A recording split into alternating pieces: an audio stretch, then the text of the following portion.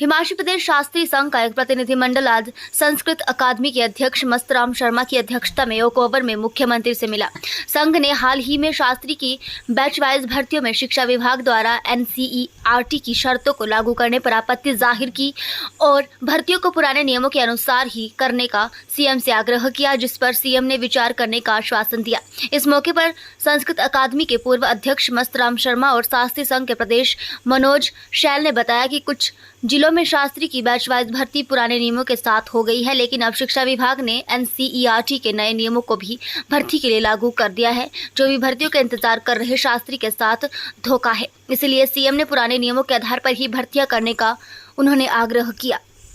ऐसा था कि हमारे जो शास्त्रीय अध्यापकों के भर्ती और पदोन्नति नियम है, उसमें शास्त्री की उपाधि जो है वो 50% अंकों के साथ और टेट के साथ अनिवार्य थी और उसी पर बैकलॉग पर कुल्लू में भी और सिरमौर में भी भर्ती हो गई। अब जो है 11 तारीख को ये फरमान आ गया कि रूल तो पुराने रहेंगे, लेकिन एनसीटी की जो गाइडलाइन है उसको साथ में अटैच कर दिया गया। तो हमें चाह रहे थे कि उसको अटैच ना किया जाए, क्योंकि कोई भी रूल बनते हैं तो बाकायदा कैबिनेट से अप्रूव होते हैं, राजपत्र में प्रकाशित होते हैं, उसकी एक कमेटी बनती है, कमेटी में जो सब्जेक्ट एक्सपर्ट है उनकी राय ली जाती है। इस पर इस प्रकार की कोई राय नहीं ली गई। इसलिए हमारे बहुत से ऐसे जो नौकरी की आस में थे शास्त्री बंधु, जिनकी उम्र 45 वर्ष हो गई है, वो बैच वाइज आधार पर अब प्रतीक्षा में थे कि उनकी नियुक्ति होगी, तो वो ठगे से महसूस कर रहे थे। इसलिए हमने कहा कि जैसे और जिलों में बैकलॉग भर्ती होगी, जनरल जो भर्ती हो रही है वैसे ही होनी चाहिए पुराने रूलों में, और नए रूल जो है आगे के लिए लगे, पीछे के लिए क्यों लगे। क्या बीएड तो कंपलसरी किया, लेकिन साथ में और भी उन्होंने जो है तो बीए में एक पेपर पढ़ा हुआ वो भी उसमें आ जाए, या किसी ने जो है संस्कृत नहीं भी पढ़ी है मूल रूप से वो भी उसमें आ जाए। इस तरह की कई शर्तें उसमें थोप दी गई है।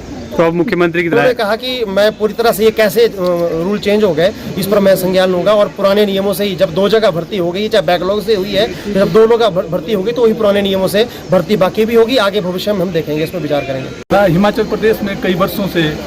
हिमाचल संस्कृत परिषद जो कार्य कर रही है, उसके अध्यक्ष मेरे सामने डॉक्टर मनोज जी यहाँ ये भी साथी थे। तो इन सभी ने आग्रह किया कि माननीय मुख्यमंत्री से मिला जाए। अभी आप देखते हैं कि एक तुगलक फरमान जो है जारी कर दिया गया था, जिसमें जो 11 तारीख को, जिसमें इन शास्त्रियों के लिए एक बंदिश लग गई थी कि आगे जो इंटरव्यू हो गए वो कहाँ जाएंगे, क्योंकि पुराने जितने भी शास्त्री है उनके लिए पुराने नियमों के आधार पर शास्त्री परीक्षा पास करना अनिवार्य था। उसी के आधार जो